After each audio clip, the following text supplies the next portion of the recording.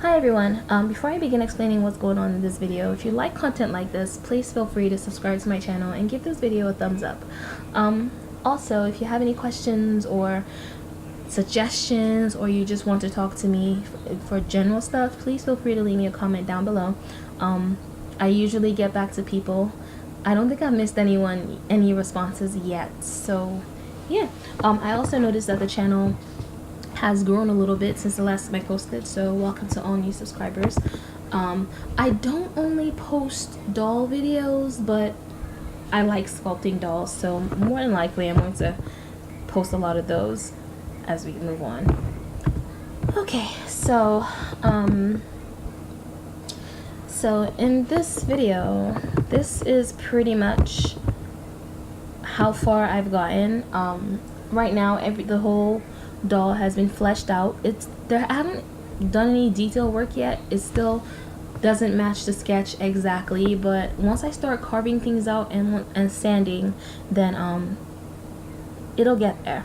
I had to work on the head a little bit off camera because my setup is I use a webcam to record all this stuff, so my laptop is right next to it, and I can't really afford for dust to get into the laptop because it's the only one I have. So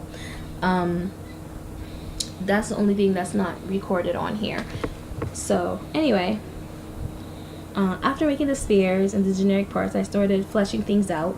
I started adding more clay to parts. I sculpted the torso, which is what we're watching here. The lower torso, like basically just rough versions of the lower torso and the upper torso. I still need to go back and I still need to add some more clay, but at the end of this video, you pretty much see what it's looking like. While I'm working on other parts, I'm not sure if you noticed, but although you don't really see the arms, the spheres for the arms and the legs in this shot, they're like right next to me. I keep everything like in the same vicinity because I like to compare what everything looks like, so that way things don't start getting weird looking. That's one reason why they say you should sculpt, when you're sculpting a doll, you should sculpt it as a whole, so that way you can get the big picture and just see what everything looks like. I'm constantly also turning the sculpt around. I'll work on the front a little bit and then I'll go ahead and work on the back, because like just to make sure that everything looks good in relation to each other.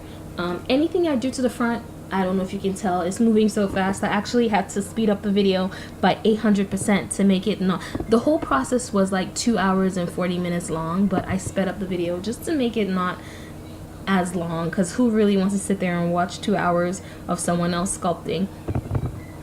Actually, the video as it is now is still pretty long, but anyway, like I was saying, basically anything I do to the front, I'm turning it around and I'm doing it to the back, and I'm looking at all the different parts just to make sure like everything is looking good. You have to, just to get the proportions right. You don't have to be perfect with anatomy, but if you can get things looking right, then your doll will look really good.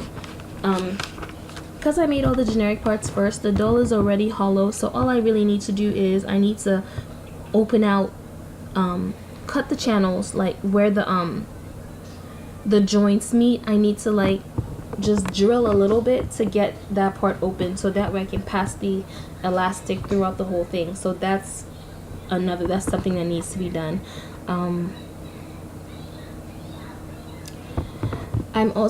I don't really have, well, I used to have a drill and I used to have like stuff, you know, I could, what's the word, hardware I could like plug in and help me like do all this stuff, but now I don't. I'm doing everything by hand, so I'm trying to like sculpt in all the sockets and just have everything hollow and ready to go, so that way I don't have to go back at the end of the sculpt to do any of that. Some people sculpt solid pieces and then drill it in the end. Like I can't really afford to do that, so that's why I'm pretty much doing things the way it is now.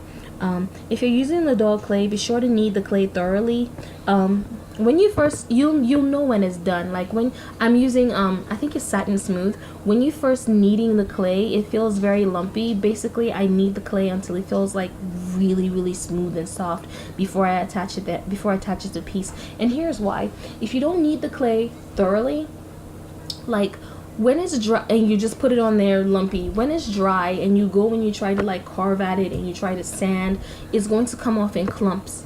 So, and you don't want that because it's going to cause like little divots in your sculpt, and then you have to go back and refill it, and it's just annoying. So before you even start putting the clay on this, on whatever armature you're using, be sure to knead the clay really well. I'm not working on details at the moment, that's why everything is looking kind of puffy right now, but after everything is like bone dry, I'm going to go in with an X-Acto knife. I'm going to carve things down. For instance, the arms, I'm not sure if you can see, but the upper arms are a little bit too big. They're really big, they're bigger than the sketch. I'm going to go in with an X-Acto knife and thin that down a little bit, and I'm going to sand it and, you know, add all the details that I need to before everything is complete.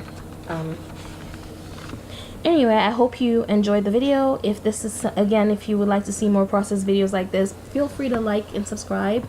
Well, like this video and then subscribe to my channel. And if any of you want to support me on Patreon, I'm going to put the link to Patreon below. Again, it's not completely necessary, like, you know, regardless of whether I get support or not, I'm still going to do these videos because I like it. So anyway, have a good day, y'all. I hope you enjoyed the video. Bye.